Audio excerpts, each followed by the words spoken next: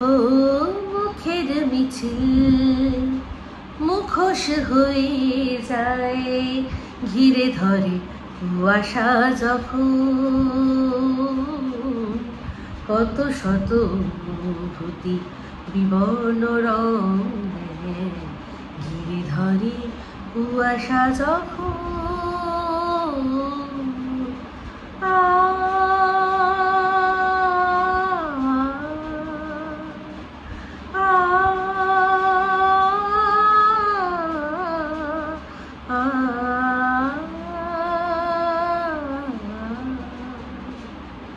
Welcome to talk ঝাল মিষ্টি বিথ ইপসিতা। আমি ইপসিতা, এখানে লোগালাগালি নো কিস্তি অনলি মস্তি। তো আজকের ভিডিওর শুরুতে ইন্ট্রোডাকশনে কুয়াশা যখন সিরিয়াল থেকে এই গানটা টাইটেল ট্র্যাকটা করলাম কার জন্য?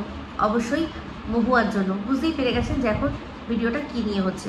সত্যি কথা বলতে মহুয়ার চারপাশে হঠাৎ করে কুয়াশা এসে জড়ো হয়েছে, নাকি ওর পাশ থেকে কুয়াশা সরে গেছে আর ওকে আমরা স্পষ্ট দেখতে পাচ্ছি, কোনটা সেই জিনিসটা আমি এখনও অবধি বুঝতে পারছি না।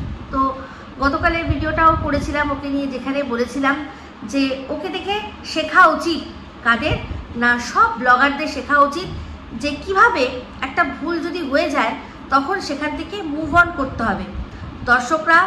দর্শকদের চোখে যদি কোনো রকমভাবে কোনো ভুল মেসেজ যায়, যেখানে দর্শকরা প্রত্যেকে সবাই বেশিরভাগ এসেই তাকে নেগেটিভ কমেন্ট করে, তাহলে সেখান থেকে কিভাবে আস্তে করে এই জিনিসটা থেকে বেরিয়ে আসা যায়, কেউ মহুয়ার থেকে শিখুক। কীভাবে না, একেবারে কোনো সেই বিষয় নিয়ে যে জিনিসটা নিয়ে কন্ট্রোভার্সি হচ্ছে, দর্শকরা কমেন্ট বক্সে আচ্ছা করে ঝাড় দিয়ে যাচ্ছে, কন্ট্রোভার্সি ক্রিয়েটাররা ভিডিও বানাচ্ছে, সেখান থেকে বেরোনোর কী উপায় না, চুপচাপ নিজের কাজ করে যাওয়া, সেটাই হচ্ছে সবচেয়ে বড় উপায়। তাই তো এরকমভাবে আমি ভিডিওটা বানিয়েছিলাম। কিন্তু একটা জিনিস আমার চোখে পড়লো, তারপর আমার ভিডিও করার অনেক পরে আমার কাছে একটা স্ক্রিনশট আসলো, ঠিক আছে? তো আমি যখন মহুয়ার ভিডিওটা দেখতে গেছি, তখন যদি এই কমেন্টটা আমি দেখতে পেতাম তাহলে হয়তো গতকালের ভিডিওটা আমার অন্যরকমই হতো। কিন্তু সত্যি কথা বলবো যে আমার চোখে এই জিনিসটা একদম পড়েনি। তার কারণ হচ্ছে মহুয়ার প্রত্যেকটা ভিডিও আমার দেখা হয় না, তো সেই জন্য আমি বিষয়টা ধরতেই পারিনি। তো বিষয়টা কি, গতকালের ব্লগ আপনারা সবাই দেখেছেন, সেখানে কি হলো, ও গিফট কিনতে যাবে। মহুয়া বললো গিফট কিনতে যাব, সেই জন্য কি না দুটো স্টোর আর কি ভিজিট করলো, যেখানে মেনলি সব গিফট আইটেমই পাওয়া যায়। বললো যে সামারে একরকম থাকে, উইন্টারে একরকম থাকে, এখানে এই পাওয়া যায়, সেখানে সেই পাওয়া যায়, খুব সুন্দর সুন্দর জিনিস, সেগুলো আমাদেরকে দেখাচ্ছিল। খুব ভালো কথা।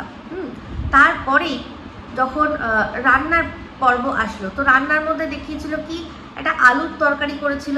তো সেই আলুর তরকারিটা বললো যে এই আলুর তরকারিটা করলে আমাদের আর কিছু লাগে না, মুড়ি দিয়ে আমরা খাই, এরকম ধরনের বললো। তো তারপরে বললো যে শুধু আলুর তরকারি দিয়ে তো হবে না, আরও একটু কিছু দরকার। তো তার মধ্যে একটা আইটেম করেছিল, সেটাকে ও বলেছিল গাজরের পায়েস। মানে আমরা যেটাকে গাজরের হালুয়া মোটামুটি বলি, মানে নন বেঙ্গলিরা গাজরের হালুয়া বলে, সেটাকেই ও গাজরের পায়েস বললো। তো ভালো কথা, সেটা নিয়ে কোনো চাপ নেই।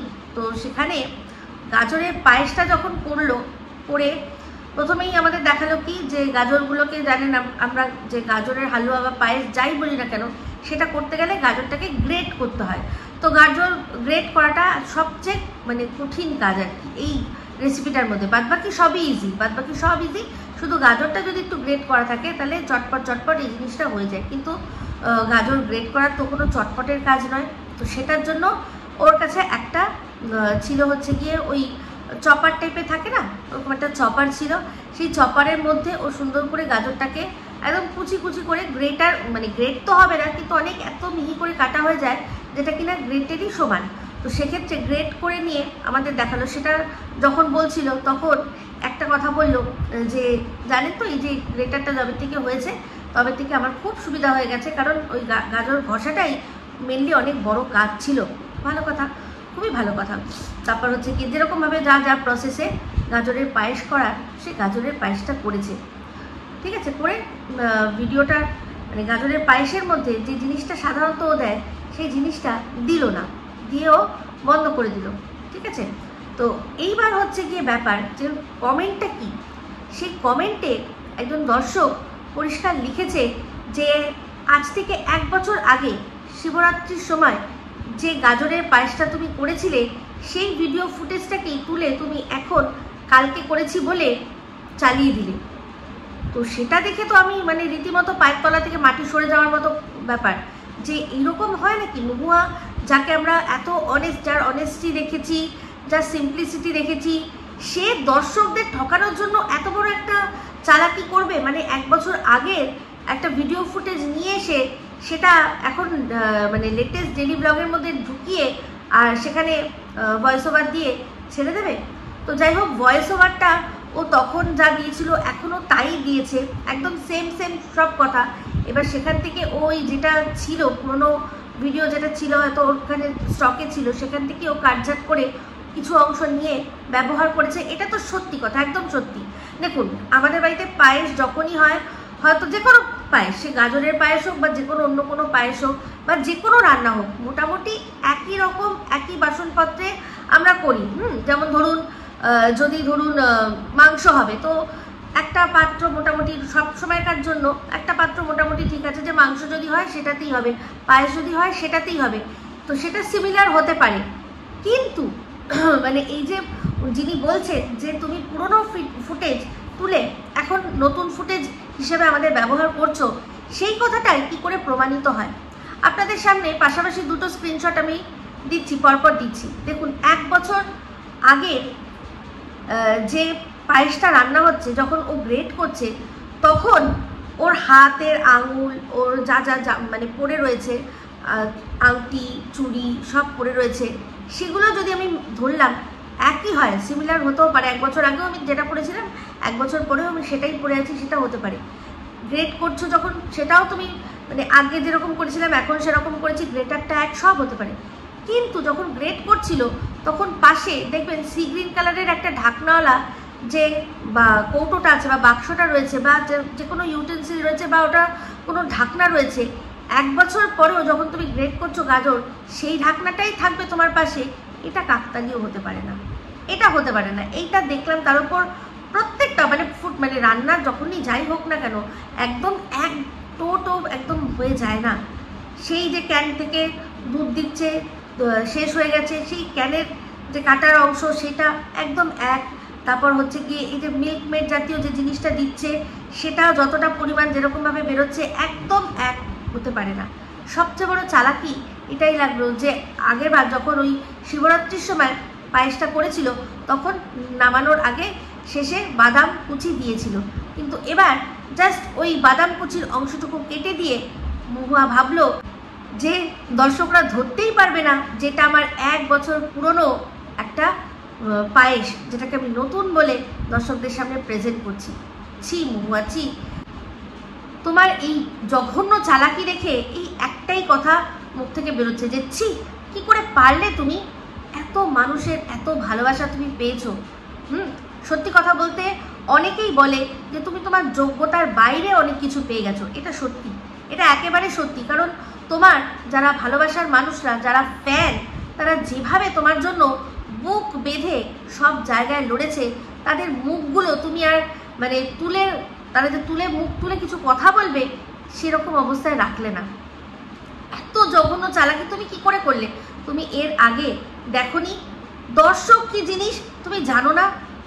ওই বাদাম, যে বাদামটা তুমি দিলে না, বাদাম খেলে স্মৃতিশক্তি স্ট্রং হয়, তো সেই 1 বছর আগে যে বাদাম ছড়িয়ে দিয়েছিলে, যেটা খাইয়েছিলে দর্শকদের, তাদের স্মৃতি কিন্তু সেই বাদামের জোরে ভীষণভাবে চুস্ত দুরুস্ত তন্দুরুস্ত। তোমার ফ্যান, অনেক মানুষ আছে তোমার ফ্যান, তো সেখানে আমি 100% শিওর তোমার এই যে চালাকিটা যিনি ধরে দিয়েছেন, তিনি তোমার মস্ত বড় ফ্যান, যে কিনা মানে খুঁটিয়ে খুঁটিয়ে তোমাকে সমস্ত কিছু দেখে। তোমার ঘরে কোথায় কোনটা রয়েছে আমার মনে হয় তোমার থেকেও বেশি উনি বলে দেবেন। কোনোদিনও কোনো জিনিস পাচ্ছ না বলে দেখো, যেটা কিনা তুমি ব্লগে দেখিয়েছো যে কোথায় রেখেছো, তারা তোমায় মনে করিয়ে দেবে। কোনোদিনও যদি এরকম হয় যে কোনো একটা তুমি দেখাবে যে এই ক্রিমটা আমি কিনেছি, এটা আমি এখানে রাখলাম, তারপর 1-2 বছর 3 বছর পর হঠাৎ করেই জিজ্ঞাসা করবে, আচ্ছা ওই যে ক্রিমটা কিনেছিলাম আমি কোথায় রেখেছিলাম দেখো, দর্শকরা লিখে দেবে যে তুমি ওই কাবার্ডে ওইখানে ওই এত নম্বর তাকে তুমি রেখেছো। তারা সব মনে রাখে, কারণ তাদের আমাদের প্রতি কোনো রকম কোনো স্বার্থ নেই। তারা নিঃস্বার্থভাবে ভালোবেসে আমাদের দেখে। যারা যাদের সাথে রিলেট করতে পারে তারা তাদের ভিডিও সেরকমভাবেই দেখে আর মনে রাখে, নিজের করে নেয়। এই যে আমরা বলি না যে আমাদের ইউটিউব ফ্যামিলি, আমাদের এক্সটেন্ডেড ফ্যামিলি, তোমরা আমাদের ফ্যামিলি মেম্বার। আমি মনে হয় তোমার মতো যারা ব্লগার রয়েছে তারা মুখেই বুলিটা অওড়ায়, সেটাকে মানে না, কাজেই মনে করে না, মনে করে দূর আমি কোথায় কি করেছিলাম, ওদের কি আর মনে থাকবে, মনে থাকবে না। এই চালাকিটা তোমার মধ্যে স্পষ্ট দেখতে পেলাম। তো দর্শকরা যত ওপরে তুলতে পারে না, যত বেশি ওপরে তুলতে পারে তত বেশি নিচে ফেলেও দিতে পারে। সত্যি কথা বলছি, আজকে এই তোমার চালাকিটার জন্য উচিত তোমাকে বয়কট করা। যেটা তোমার কমেন্ট বক্সেও অনেকে লিখছে, অন্যান্যদের কমেন্ট বক্সেতেও লেখা হয়েছে, আমার কমেন্ট বক্সেও লেখা হয়েছে যে তোমাকে বয়কট করা উচিত। একদম তাই, একদম তাই। প্রথমে বরকে নিয়ে এসে স্ক্রিপ্টেড নাটক করলে, তোমার প্রচুর ভিডিও স্ক্রিপ্টেড, সেটা আমরা বুঝি, কিন্তু সেটার একটা লিমিট আছে, হয় এটা যে কোনো সময় কোনো মুহূর্ত হঠাৎ করেই হয়ে গেল, সেটা আমরা হয়তো ক্যাপচার করতে পারলাম না, সেটা হয়তো আরেকবার প্রশ্ন করি। ধরো বাচ্চা দুম করে একটা কোনো ভালো উত্তর দিয়ে দিল, আমরা তখন ক্যামেরা অন করিনি, আবার বাচ্চাকে ডাকি, এই কি বলেছিলি ওটা বল, যাতে সবাইকে শোনাতে পারি। সেটা একটা আলাদা জিনিস। সেটা বাচ্চা কেন, স্বামীর সাথেও হতে পারে। স্বামী স্ত্রী আমরা একটা আলোচনা করছি, চট করে একটা মজার কথা বলে দিল, তখন হয়তো ক্যামেরা অন নেই, পরবর্তীকালে মনে হয় আচ্ছা এটা তাহলে দর্শকদের সাথে একটু শেয়ার করি আমরা, বলে আবার নতুন করে বলি, বলো কি যে তোমার এক্সপিরিয়েন্সটা আবার বলো, বা তোমার এই কথাটা আবার একবার বলো, ওয়ান্স মোর। সেটা আলাদা। কিন্তু তুমি যেভাবে মানিকবাবুকে বসিয়ে নাটক করিয়েছিলে, সবাই বুঝতে পেরে গেছে তোমার চালাকি। তো তুমি এতদিন, আমার যেটা মনে হয় তোমার জীবনে এখন কুয়াশা ঘেরা হয়নি, তুমি কুয়াশার মধ্যেই ছিলে, তুমি দর্শকদের চোখে পট্টি পরিয়ে রেখেছিলে। কুয়াশাটা এখন সরেছে, তোমার আসল মুখ আর মুখোশ দুটো স্পষ্ট মানুষ দেখতে পাচ্ছে। সত্যি যোগ্যতার অনেক বেশি তুমি পেয়ে গেছিলে, যা পেয়েছো তার যোগ্য তুমি একেবারেই ছিলে না। আজকের ডেটে দাঁড়িয়ে এটা মনে হচ্ছে, কারণ যদি সত্যি যোগ্য মানুষ ভালোবাসা পায় না, সেই যোগ্য মানুষটা ভালোবাসাটা ধরে রাখতে জানে। এত বছর ধরে তুমি অ্যাক্টিং করে গেছো, তুমি অভিনয় করে গেছো, ভালো হওয়ার অভিনয় করে গেছো। আমি শুধু ভাবি, যখন তুমি এই তোমার ভালো মানুষের মুখোশ পরে এত বছর ধরে মানুষকে বোকা বানাচ্ছিলে, হ্যাঁ, আর মানুষরাও বোকার মতো তোমাকে এত ভালো বলছিল, তোমার জন্য যে যেখানে পেরেছে আর কি কমেন্টে ঝগড়া করে একশা কাণ্ড, এক একটা ব্লগারদের কাছে গিয়ে তাদের কাঁদিয়ে ছেড়েছে। মনে পড়ে চন্দ্রিমার কথা? তোমার মনে পড়ে কিভাবে কাঁদছিল তার এই ছোট্ট মিভান? সেই ছোট্ট মিভানকেও তারা ছাড়েনি তোমার জন্য। ছোট্ট মিভানকে, তার সম্পর্কেও যা কথা লেখা হয়েছে আমি দেখেছিলাম সে সময়। সেই ছোট্ট মিভানকে নিয়ে নোংরা থেকে নোংরাতর কথাবার্তা, সেই ছোট্ট মিভান তাকে কি বলবো, সবচেয়ে কষ্ট দেওয়া যায় যে বাবা মাকে যেভাবে বলে সেই রকমভাবে কষ্ট দিয়ে মৈনাক চন্দ্রিমাকে কাঁদতে বাধ্য করা হয়েছে। শুধুমাত্র মৈনাক খুব স্ট্রং বলে সে কাঁদেনি, কিন্তু চন্দ্রিমা ধরে রাখতে পারিনি। সেটাকে নিয়েও তুমি নাটক করেছো, হ্যাঁ, সেটাকে নিয়েও তুমি নাটক করেছো বসে সোফায় বসে। যেই সোফায় তোমার বরকে বসিয়ে নাটক করিয়েছিলে, সেই সোফায় বসে বসে তুমি নাটক করিয়েছিলে। বৌমা মনে পড়ে? হ্যাঁ, কি বলেছিলে যে আমার দর্শকরা, ওদের কি দরকার ছিল, ওরাও তো ভুল করেছে, ওরাও এটা বলতে না পারতো, ওরাও সেটা বলতে না পারতো, ওরা যা বলার ঠিকই বলেছিল, বলেছিল। তুমি আরো উস্কে দিয়েছিলে, ওই তোমার চোখের জল দেখে আরো গিয়ে ওদেরকে অ্যাটাক করা হয়েছিল। গ্যাডিনচার কথা মনে পড়ে? হাউ হাউ করে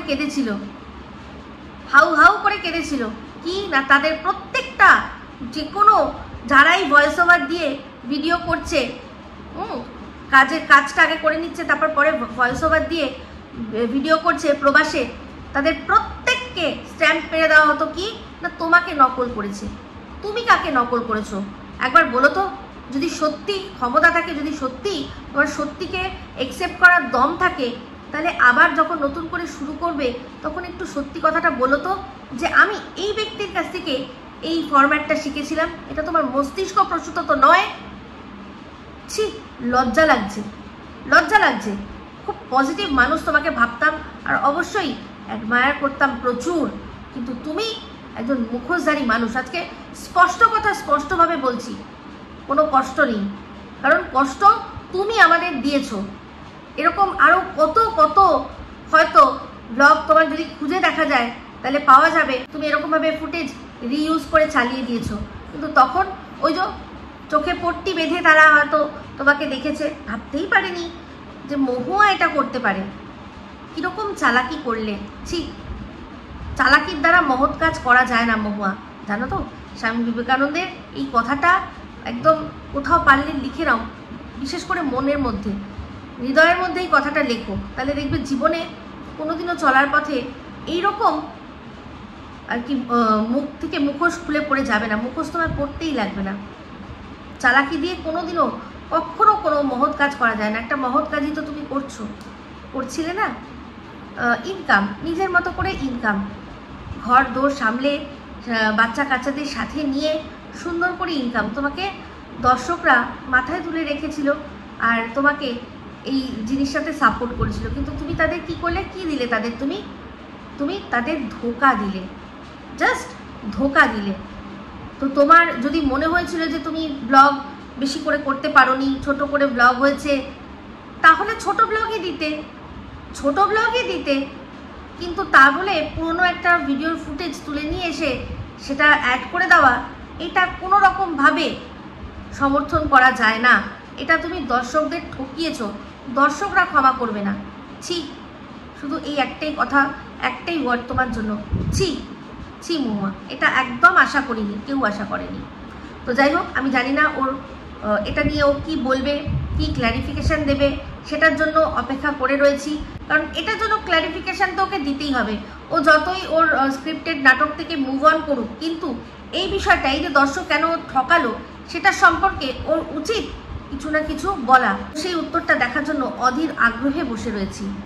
এই ভিডিওটা আপাতত এই অবধি রাখলাম। যদি ভালো লাগে তাহলে অবশ্যই লাইক, শেয়ার, কমেন্ট করতে ভুলবেন না। যারা চ্যানেলটা সাবস্ক্রাইব করেননি তারা সাবস্ক্রাইব করে নেবেন। সবাই ভালো থাকবেন, সুস্থ থাকবেন। আবার আসছি খুব শীঘ্রই নতুন ভিডিও নিয়ে। Me Ipsita signing off. Love you all.